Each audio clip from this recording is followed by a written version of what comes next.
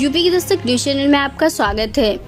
Kanpur transit oriental development नीति के संबंध में केडीए-वीसी ने की बैठक। कानपुर मेट्रो के विकास के साथ साथ अब मेट्रो के आसपास की जगह को केडीए विकसित कर इस्तेमाल में लेने जा रहा है। कानपुर केडीए सभागार में कानपुर मेट्रो के आसपास की जगह को विकास के रूप में परिवर्तन करने के संबंध में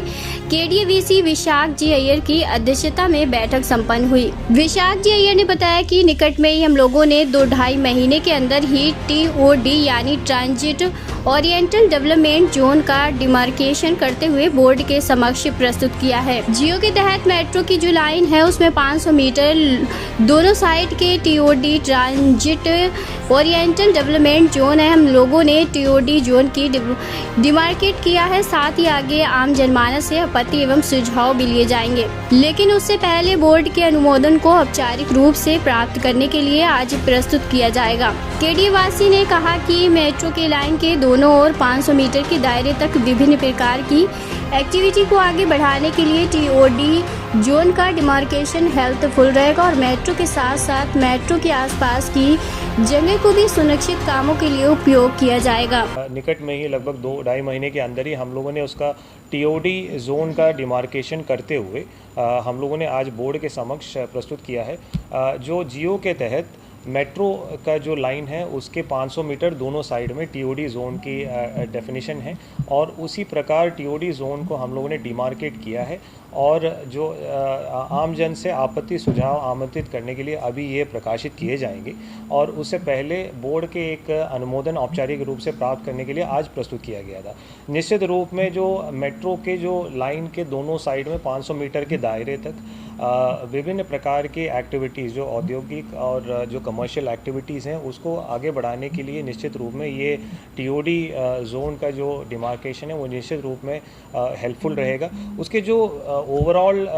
जो डिटेल्स हैं हम आपसे शेयर भी कर लेंगे, लेकिन मोटे तौर पर अगर देखा जाए तो 1 हेक्टेयर से कम के अगर प्लॉट्स अगर हैं तो उसमें जो वर्तमान के जो भू उपयोग हैं अप टू 70% और अन्य उपयोग के लिए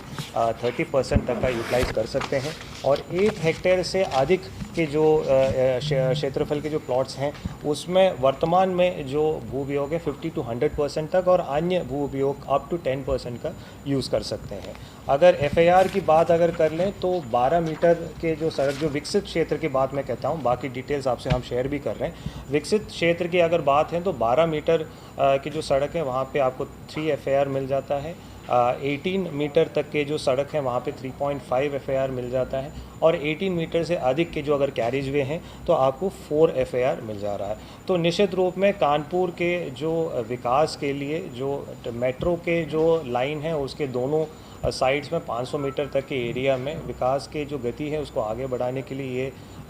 निश्चित रूप में ये उपयोगी होगा और अभी इसको हम पब्लिक डोमेन में ले जाएंगे ताकि ये आम जन जो इससे आच्छादित हो रहे हैं उसको देख सकते हैं, आपत्ति सुझाव अपना दे सकते हैं और सब्सिक्वेंटली जब आपत्ति सुझाव हमारे पास प्राप्त होगा एक समिति के माध्यम से उसका परीक्षण कराएंगे और पुनः इसको शासन प्रेषित करने से पहले हम बोर्ड के समक्ष उसको दोबारा ले आएंगे।